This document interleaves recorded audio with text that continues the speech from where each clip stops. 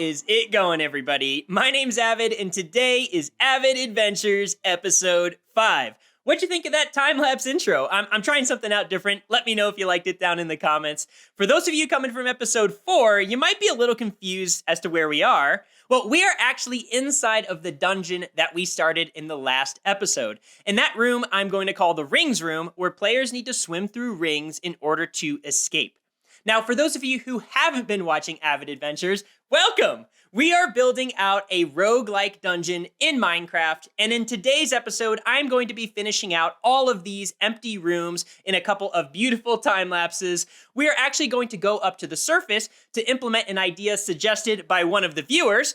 We are going to talk about loot and loot tables. And finally, of course, we are going to fill this dungeon to the brim with command blocks in typical Avid fashion. I am so excited for this episode, guys. So without further ado, let's get right into it. So first things first is we are going to tackle this rings puzzle. And we really have a couple of specific problems to solve. The first one is, how do we detect if a player is swimming through a ring? And the second is, I want to randomize the order of rings that players need to swim through. So fortunately for the first puzzle, we have an entire video covering that, so check out my flight course video. But essentially, all we do is we check if a player is within a certain area, a certain box, using the execute if entity command. And when I jump through these rings, we're going to see that there is the comparator that goes high, and that is as simple as it gets. Trust me, you can't use tripwire hooks for this. Check out my video, you'll see why. All right, so I have the commands done, and I'll show you guys that in a second. But let's do something fun and try out the rings room for ourselves. So what should happen is there should be one ring in this room that is highlighted. There it is. Yes, it has those particles. So if I can just float through that one. Okay, and you hear that? There's a chime that you get when you go through the ring. So then once you go through one ring, the next ring in the room is highlighted, and that's what the squid ink particles are for. And once we do all 4 rings, those doors should open up. So that's 3, and then finally we're going to go through 4. Now, obviously there are all of these structures in this room as well, so this is the perfect place to hide loot and other stuff. Players can obviously speed run the dungeon and get all the rings as quickly as possible, but there is going to be some loot to be had to make their dungeon run a little easier. Now that went perfectly, which is good. So I'll show you guys a little bit of what's going on here. Yeah, it's getting a little more complicated, but not crazy complicated. And I'll reveal what's behind that wall in a moment. But first things first. So when we start the room, there is a title that's displayed to the user. And then we flip over this gold block into redstone, which starts the watcher for that very first ring. And we also spawn a bunch of squid ink particles around that ring to let you know, hey, this is the ring that we care about. And when players finally swim through that ring using the execute if entity command, then we will set this redstone block back to gold, thus turning off the circuit. And we will then set the next gold block to redstone, then turning on the next circuit. And so that is how we create this kind of state machine. You have to go through the first ring, then the second ring, third, and fourth. But having the same room and same order of rings every single time is boring. And what I really want to do is randomize the order of rings, like perfectly randomize it, which is actually really challenging because, well, actually, let's go talk about it. All right, picture each one of these pieces of wool as a ring in the rings room down below. And the simplest way to implement some kind of randomization would be to use my armor stand trick from last episode, where we clone blocks under a random armor stand, and we would have to come up with every single possible pattern for this room. And that would be a total nightmare. In fact, how many possible options would that be? 4 factorial. That's right. I definitely didn't have to look that up, which means 24 different combinations that we would have to manually create. That is a mess. And imagine if we had a 5th ring, that would be 5 factorial, which is 5 times 4 is 20 times 3 is 60 times 2 is 120. Wow, just to add one more ring. Yeah, we are definitely going to come up with a better solution. So the solution to our problem was cleverly hidden behind a wall entirely for dramatic effect. But really, I'm not revealing something grand or amazing. It's just a simple template of each of the rings. Remember, we had them in a row before, and now they are just tucked away here nice and neat on the side. And the way that this random picker works is it will randomly select one of these armor stands. That's what this first block of commands does. And then it will clone the blocks around that armor stand, so this segment here, to this location right here. So let's take a quick look at that. So if I turn on the start, there we notice the first section is in. And I haven't hooked up the other sections yet because there's something really important that I want to show you.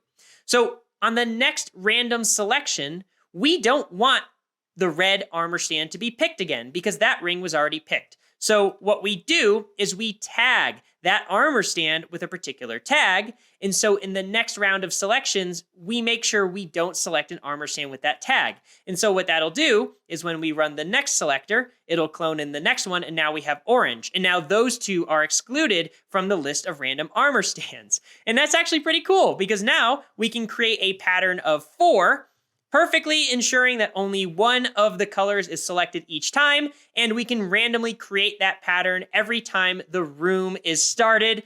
That was actually not too bad. I thought that was gonna be a lot more complicated. Okay, so we are back up on the surface here because if I'll be honest, I really could use the fresh air after being down in the dungeons for so long.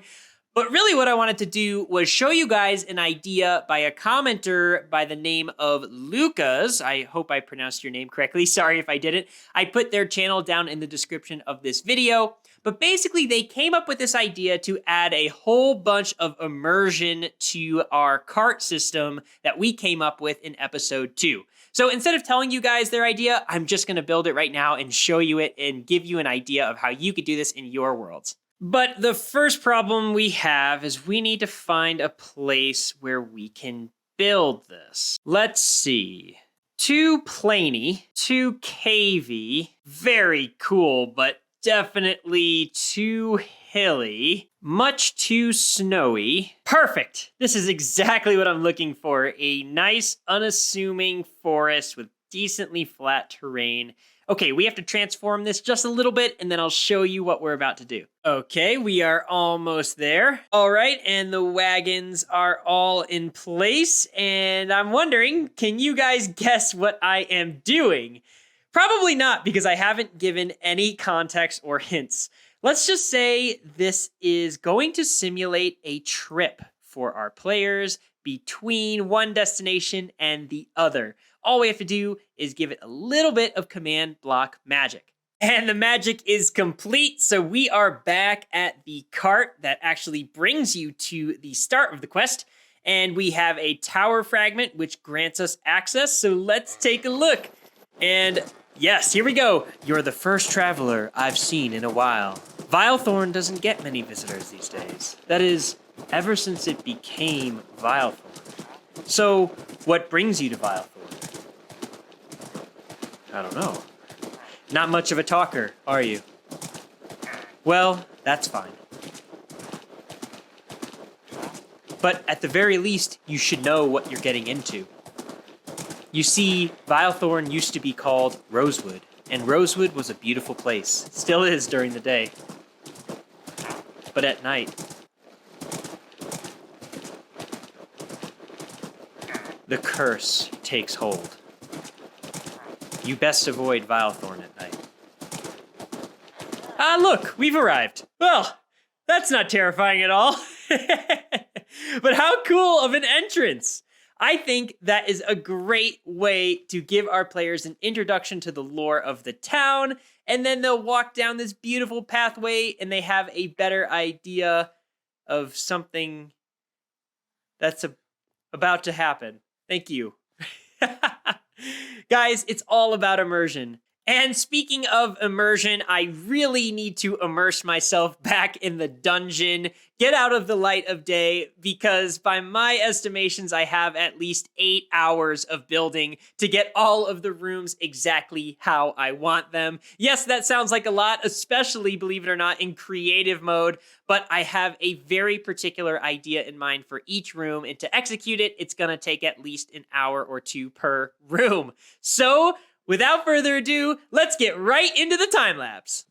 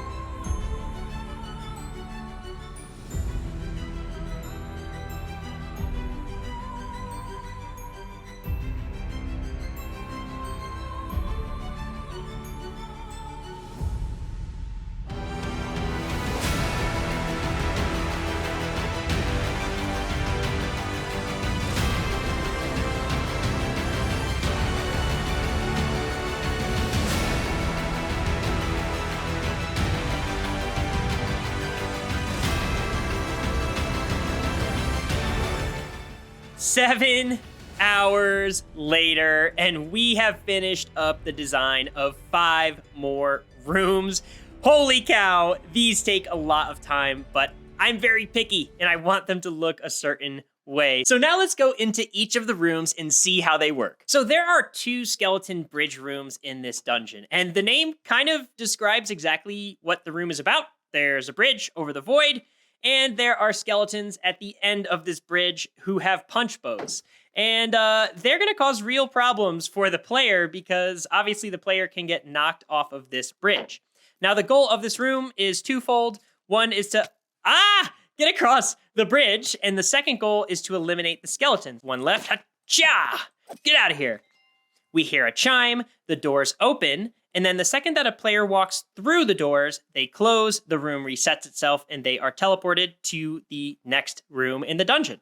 So to code a room like this, it's actually super simple. It really doesn't take a whole lot of commands at all. This is all it is. So we have a gold block here that is turned into redstone when players enter the room. They step on that pressure plate.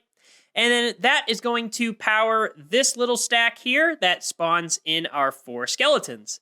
Then we have repeating command blocks. This one here is listening to see if there are no monsters in the room, which means the player has won.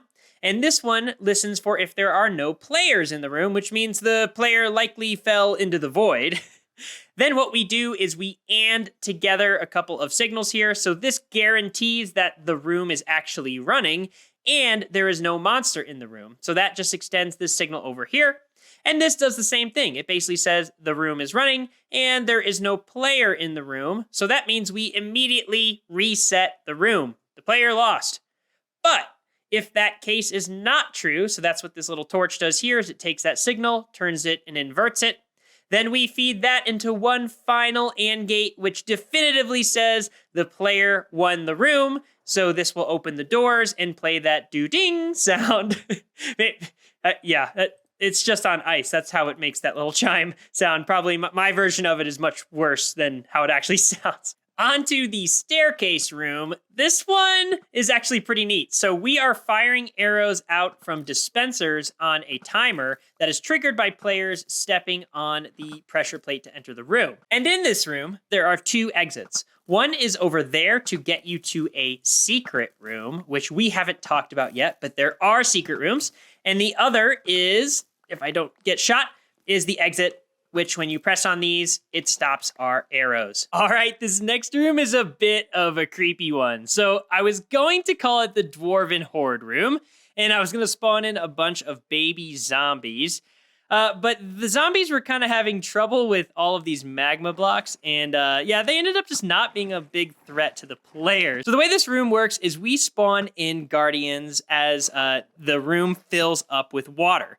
And eventually, if players can survive long enough, then the water level gets to that level. Oh gosh, I need to pay attention, which then allows players to escape the room. Wow, there's so many of them. I need to get out of here, please, please. Yes, oh, okay. Half a heart. Is that room balanced? Nope, but a room that is balanced is the jungle room. Escape with the artifact. So this one's actually pretty unique, but basically the way that this works is there is an artifact hidden in one of 8 possible locations. Look, here's one right here. And oh my gosh, okay, I swear to you, I did not know it was in that spot. I promise you I was going to do a cut, ow, going to the artifact, and I found it first try. Okay, take it or leave it. You guys can believe me, I swear. But okay, so what happens now, coincidentally, is we need to get to the exit of this room, and that is up at the top here. And now that we've climbed all the way up to the top here with our secret artifact in hand, we have 3 exits to choose from. And you're probably wondering, why are there 3 separate exits? After all, the dungeon's randomly going to send players to the next room. Well, one of these exits is actually going to bring players to one of the secret rooms in the dungeon. So here, you bring the artifact over to one of the doors, it takes your artifact away, and then this exit is actually going to take players to our secret room, which we'll talk about later. And by later, I mean now. Well, it's later for me, but now for you, because it's actually been a couple days since I did that last recording, and boy, have I been busy. No, it wasn't a couple of days of slagging off. I actually completely finished the dungeon. I decided to show you what Secret Room 1 looks like. It's filled with chests. This is a really important segue because these chests actually have custom loot in them that is generated at the time the player opens the chest. So all of this loot here is completely random right now. And if I tried to, if I cloned one of these chests and put it over here, we're gonna get random loot. And if we look there, see, it's different loot every time. The chest itself actually has a loot table assigned to it. Wait, aren't loot tables data packs? Don't you not do data packs? Yes, I did a data pack just for the loot table, but guys, this dimension of the dungeon is so important. Players need a form of progress and lottery winning and loot generation, and what better way than to use loot tables as a part of that process. So let's talk a little bit about how I'm making custom loot generation work in the dungeon. And it really starts with 2 problems. One problem is, how do we make loot appear inside of a chest? And 2 is, how do we renew that loot once players have looted that chest?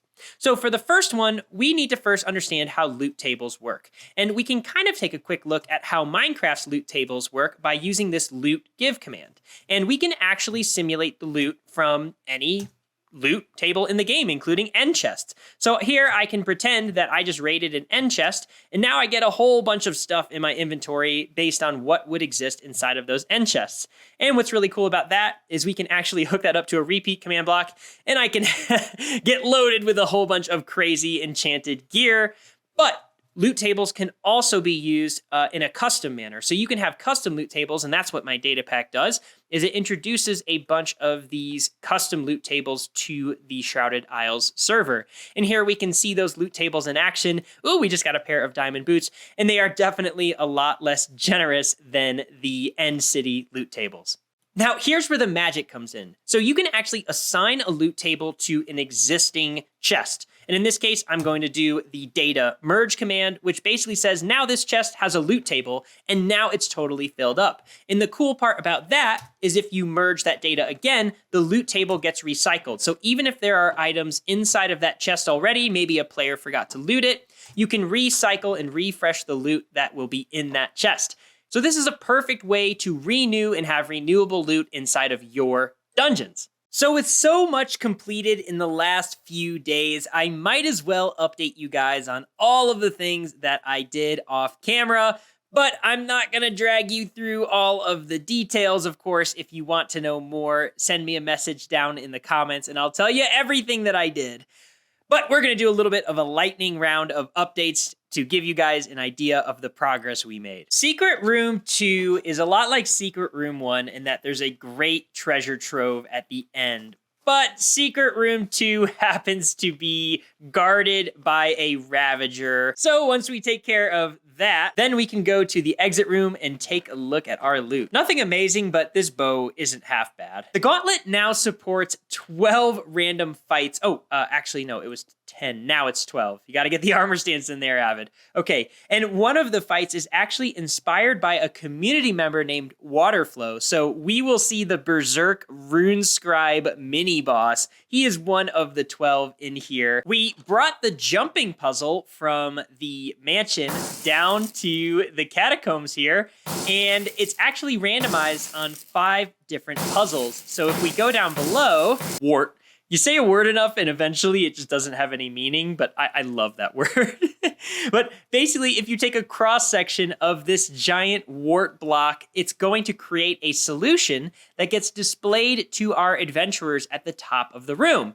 And once the floor matches this solution, then the doors open. This next room is a crafting puzzle. So what I mean by that is you have to place all your items in the chest, and then you have this giant room of Minecraft items to create an item that is specified for you here. Helps you see far away. Okay, that's probably a compass. So we need to get some copper and a little bit of coal to smelt it, some amethyst, and we cook up that copper. 2 is enough, I think. I think that's all I need. Yep. Okay, now we have a spyglass here. And then if I take the spyglass, yay! And the very last room that we are going to see today also happens to be the very first room that players will see when they enter the dungeon. And of course, that is, if you can read, the checkpoint room. Now, this room has 4 important functions to allow the player to progress through the dungeon. The first area is this little colored chest area. And these chests allow players to store items between runs. And this is a direct way that players can progress. Let's say they die in the dungeon, they lose a bunch of stuff. They always have their chest to kickstart their very next run. Now, we also have over here a way for players to give up or throw away a bunch of junk that they get in the dungeon. Then we have Mr. Bones, who says, yes, give us the bones. And he has a face only a mother could love and a nose that hangs down from it for some reason. But Bones buys bones, and he gives you the currency of the dungeon and of Vilethorn, which then you can use over here with Packrat. And Packrat will sell you potions, food, arrows, shields, weapons, things that if you aren't lucky and you don't find them in chests, you can always go to Packrat to upgrade your gear. Now, once your gear is upgraded enough and you find your way to this final room, you are presented with an option to proceed to the Dark Chamber, which I definitely am not geared up for. Or you can continue in the catacombs and continue to upgrade your gear until you are ready. So guys, I think this is a perfect opportunity for us to do a trial run of this dungeon. And in fact, I am so excited to do that in Avid Adventures episode 6. So if you like this content, guys, please feel free to leave a like down below. And if you want to see more of this content in the future, please consider subscribing. I am so excited to do a run of this dungeon. So I will see you all in episode 6. Bye-bye!